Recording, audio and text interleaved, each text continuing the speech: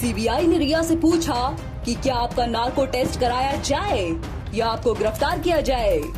खबर को सुनते ही रिया के होश उड़ गए और लड़खड़ाते हुए आवाज में रिया ने सीबीआई से कहा कि सर आपके पास मुझे गिरफ्तार करने के लिए कोई सबूत नहीं है। फिर सीबीआई ने रिया से पूछा क्या आप नार्को टेस्ट के लिए तैयार हैं, जिस पर रिया ने जवाब देते हुए कहा कि सर मैं सभी सवालों का सही जवाब दे रही हूँ, फिर आप नार्को टेस्ट के लिए इतना जोर क्यों दे रही हैं? इस पर सीबीआई ने पूछा आप सुशांत के अलावा किस किस के साथ संबंध बना चुकी हैं? जिस पर रिया ने गुस्से में जवाब देते हुए कहा सर यह मेरा पर्सनल मामला है, कृपया इसमें इंटरफेयर न करें। जिसके बाद महिला सीबीआई अधिकारी ने पूछा क्योंकि आप महेश भट्ट के साथ संबंध बना चुकी हैं। रिया ने जवाब दिया यह कैसे बेकार का सवाल है, वह मेरे पिता समान है, मैं उनसे प्यार करती हूँ, महेश भट्ट के साथ मैं क्यों संबंध बनाऊंगी। इसके बाद सीबीआई ने नार्को टेस्ट की धमकी दी। रिया ने कहा जी सर सच बताती हूँ, महेश भट्ट के साथ 2 बार संबंध बना चुकी हूँ। जिसके बाद सीबीआई ने रिया से पूछा क्या इस संबंध के बारे में आपके माता पिता को पता है? इस पर रिया ने जवाब दिया नो सर।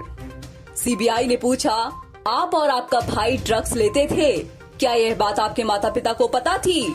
रिया ने जवाब दिया सर मैंने तो आज तक ड्रग्स नहीं ली और मेरे भाई के बारे में मुझे पता नहीं है सर। फिर सीबीआई ने गुस्से में पूछा क्या आप नार्को टेस्ट के लिए तैयार हैं? क्या आप नार्को टेस्ट में यह कबूल करेंगी कि आपने जिंदगी में कभी ड्रग्स नहीं लिया?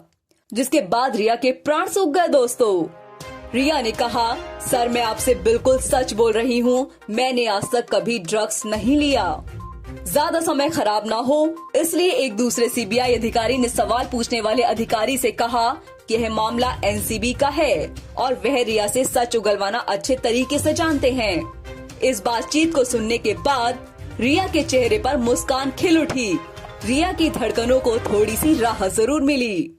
सीबीआई ने अगला सवाल पूछते हुए पूछा कि क्या आपके माता पिता भी सुशांत के पैसे पर मौज मस्ती किया करते थे? जिस पर रिया ने पूछा आप कौन सी मौज मस्ती की बात कर रही हैं? सीबीआई ने साफ शब्दों में पूछा कि क्या आपके माता पिता भी ड्रग्स लेते हैं? जिसके जवाब में रिया ने कहा सर मैंने तो कभी नहीं देखा, लेकिन अच्छा होगा कि आप उन्हीं से पूछ लीजिए। सीबीआई ने पूछा सुशांत के साथ बैंकॉक ट्रिप पर कौन कौन गए थे? रिया ने जवाब में कहा कि सर सुशांत के साथ बैंकॉक ट्रिप पर कुछ लड़के गए थे जिसमें एक प्राइवेट जेट बुक किया गया था और तकरीबन 70 लाख रुपए खर्च किए गए थे। जिसके बाद सीबीआई ने पूछा कि बैंकॉक ट्रिप पर लड़कों के साथ क्या कोई लड़की भी गई थी? अपने जवाब में रिया ने कहा कि सर इस खबर की जानकारी मुझे नहीं है। जिसके बाद महिला सीबीआई अधिकारी ने ऊंची आवाज में पूछा झूठी लड़की सच सच बताओ कि बैंकॉक ट्रिप पर सुशांत के साथ कौन सी लड़की गई थी? जिसके बाद रिया थर थर कांपने लगी और सच उगल दिया। जवाब देते हुए रिया ने कहा कि सर बैंकॉक ट्रिप पर सुशांत के साथ सारा अली खान भी गई थी। सीबीआई ने पूछा सारा अली खान का नाम आपने टीवी इंटरव्यू में क्यों नहीं लिया?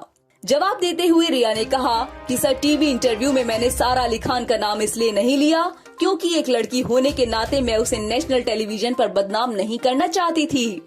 फिर सीबीआई ने हंसते हुए कहा कि वाह, लड़की होने का आपको बड़ा एहसास और जिम्मेदारी है, फिर आपने अंकिता को सरेआम बदनाम क्यों किया? इस पर रिया ने जवाब देते हुए कहा वह तो सच है सर और मैंने सच ही कहा। इसके बाद सीबीआई ने रिया से पूछा सुशांत ने पहले आपको आई लव यू कहा या फिर आपने उसे प्यार के जहर में फंसाया? जिसका जवाब साफ साफ देते हुए रिया ने कहा सर सुशांत ने मुझे पहले आई लव यू बोला था, जिसके बाद हमारी रिलेशनशिप शुरू हुई। सीबीआई ने पूछा क्या आपके पास कोई सबूत है? रिया ने कहा कि सबूत तो सिर्फ सुशांत ही था जो अब इस दुनिया में नहीं रहा। दोस्तों खबरों की माने तो सोशल मीडिया पर तमाम यह बातें चल रही हैं कि सुशांत ने रिया को पहले आई लव यू नहीं बोला। उस वक्त सुशांत सारा अली खान से बेहद प्यार करते थे, लेकिन बीच में रिया चक्रवर्ती ने आकर सुशांत को अपने प्यार के जाल में फंसाया, उसे ड्रग देना शुरू किया और अंत में उसे मार दिया। और इसीलिए सुब्रमण्यम स्वामी रिया को विष कन्या बुला रहे हैं और उनका कहना है कि रिया को हर हाल में उम्र कैद की सजा जरूर होनी चाहिए, नहीं तो सुशांत के साथ कभी इंसाफ नहीं होगा। उनका कहना है कि आईपीसी की धारा 306 के अंतर्गत रिया को जल्द से जल्द गिरफ्तार करके तिहाड़ में डालकर उम्र कैद की सजा सुना देनी चाहिए और फिर उसे जेल के अंदर ही सवाल पूछने चाहिए। दोस्तों, लोगों का यह भी मानना है कि अगर रिया को गिरफ्तार नहीं किया गया और उसे मुंबई महाराष्ट्र से बाहर नहीं निकाला गया तो रिया की हत्या भी की जा सकती है, क्योंकि इस केस में बड़े बड़े बॉलीवुड माफिया अंडरवर्ल्ड गैंग में शामिल हो सकता है। रिया को जल्द से जल्द गिरफ्तार किया जाए, यह बात आप कमेंट में लिखिए और इस वीडियो को लाइक कीजिए ताकि सुशांत को जल्द से जल्द इंसाफ मिले। इस वीडियो को शेयर कीजिए ताकि ज्यादा से ज्यादा लोगों तक यह वीडियो पहुंच पाए और चैनल को सब्सक्राइब जरूर कीजिए। धन्यवाद, नमस्कार।